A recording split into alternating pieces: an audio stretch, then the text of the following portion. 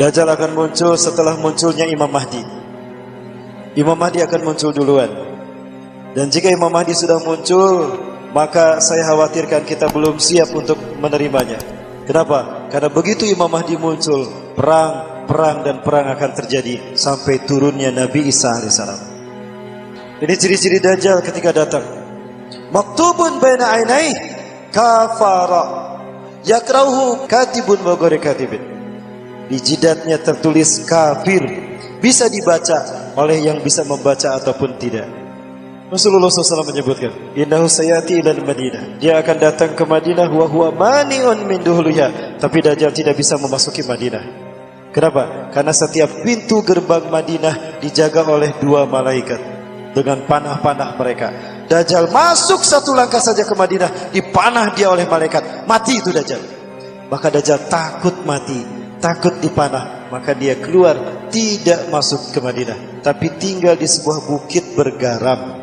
Jika Bapak Ibu umrah ke Mekah Madinah, ya umrah ke Mekah plus Madinah, city tour Madinah, ketika jalan-jalan ke Masjid Qiblatain, lihat di belakang Masjid Qiblatain ada bukit, itulah Jabal Habsyi.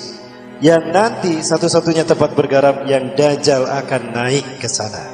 Satu hadis yang membuat saya khawatir Dajjal muncul di zaman kita. Ini dia. Sayati Dajjal wa yas'adul jabala, innahu sayas'adul jabala. Dia akan mendaki gunung, kata Rasulullah. Summa yatawajjah ila jihatil Madinah. Lalu Dajjal mengarah ke arah kota Madinah. Summa yaqulu liman tabi'ah. Lalu Dajjal berkata kepada para pengikutnya, kalian lihat istana putih itu? Dzalika Masjidu Ahmad. Itulah masjidnya Ahmad. Artinya apa? Ketika Dajjal datang ke Madinah, saat itu Dajjal menyaksikan Masjid Nabawi tampak seperti istana putih. Pertanyaannya hari ini, Masjid Nabawi seperti apa? Ini Masjid Nabawi di siang hari, apa warnanya? Putih. Dan ini di malam hari, apa warnanya? Ini hadis kedua yang membuat saya khawatir Dajjal muncul di zaman kita. Innahu mani'un min duhulil Madinah. Dia terhalang dari memasuki Madinah. Walaha sab'atu abwab. Dan pada saat itu Madinah punya 7 pintu gerbang. Jadi ciri kalau Dajjal ada datang ke Madinah, saat itu Madinah punya 7 pintu gerbang. Sekarang Bapak Ibu, Madinah punya berapa pintu gerbang? Jeddah, Makkah, Rabik, Badar, Tabuk, dan 2 sekitarnya. Perhatikan, ada 7. Jadi Dajjal muncul di zaman siapa? Hati-hati dan waspada. Saya khawatir Dajjal muncul di zaman kita. Dan kalau Dajjal muncul di zaman kita, berarti Nabi Isa pun akan turun di zaman kita. Terbayang tidak Bapak Ibu, peristiwa-peristiwa besar yang disebutkan dalam hadis Rasulullah, kita mengalaminya. Itu pun kalau kita masih hidup. Nabi Isa akan turun ketika umat Islam berhasil mengalahkan Bani Rum. Eropa kalah saat itu, dan perang tanpa teknologi pun akan terjadi. Kalahnya Eropa menandakan perang dengan nuklir pun berakhir. Saat itu terjadi peristiwa di mana teknologi akan hilang. Karena Dajjal muncul tanpa teknologi. Saat itu teknologi sudah tidak ada. Saat itu umat Islam akan sholat subuh berjamaah. Wa imamukum minkum. Dan imam kalian adalah dari kalangan kalian sendiri, Imam Mahdi. Wa huwa yusawwu sufufakum. Dan beliau meluruskan saf sholat kalian. Istawu sufufakum. Tarasu atarimu. Luruskan, dapatkan saf kalian. Falamma yuzawwu sufufakum, tatkala Imam Mahdi sedang meluruskan saf salat kita, fanazala Isa bin Maryam ala janahain malakain indal manatir bin maratir balida syarqiyah di Masra. Turun Nabi sallallahu alaihi wasallam memegang sayap 2 malaikat. Di sisi Menara Putih di Damaskus Timur. Satu-satunya masjid di Damaskus Timur yang punya Menara Putih cuma Masjid Umawi di Aleppo. Setelah Nabi Isa turun, Imam Mahdi mempersilakannya. Ta'al ya Nabi Allah, salli lana. Mari Nabi Allah, imami kami salat. Imam Mahdi mundur. Ternyata Nabi Isa alaihissalam menolak untuk menjadi imam. Dan memang Nabi Isa tidak akan menjadi imam untuk kita pada saat itu, jika Imam Mahdi masih hidup. Maka Imam Mahdi didorong, la taqaddam hadhihi ukimatlak. Didorong Imam Mahdi oleh Nabi Isa, kamu ke depan. Hadhihi ukimatlak, salat ini dikumandangkan untukmu. Tukramatul ala hadil ummah, kemuliaan yang Allah berikan pada umat ini. Maka salat subuh pun dimulai. Nabi Isa makmum di belakang Imam Mahdi. Subhanallah, Nabi makmum di belakang Imam Mahdi. Betapa mulianya orang yang mengamalkan sunnah di akhir zaman.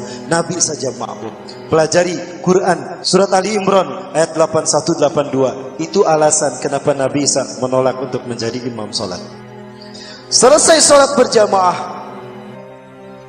subuh, Nabi SAW bersabda, "Iftahil bab," buka pintu masjid itu.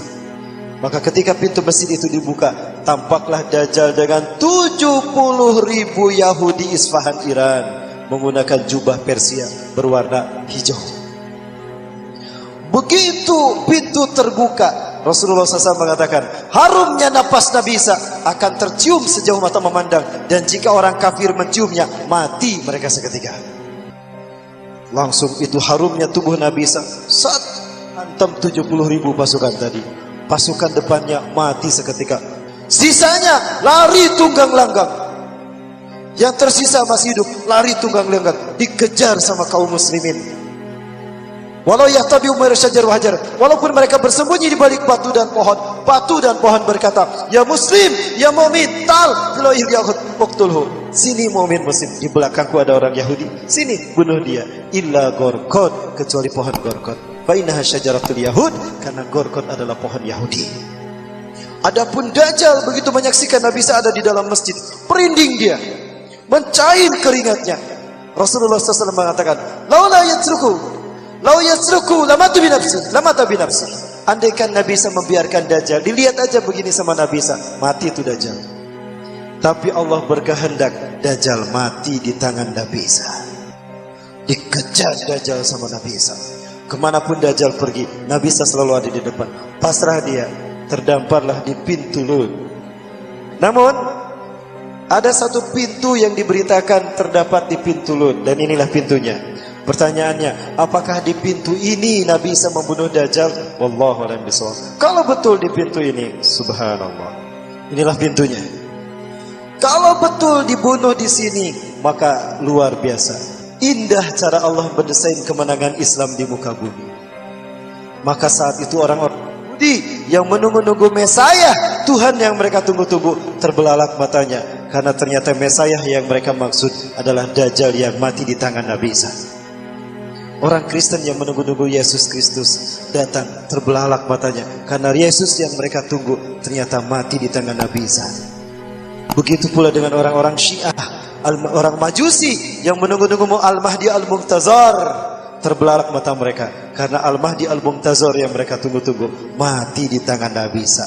Rontok tiga agama, Yahudi, Nasrani dan Majusi. Ketika tiga agama ini hancur, maka hancur semua agama di dunia.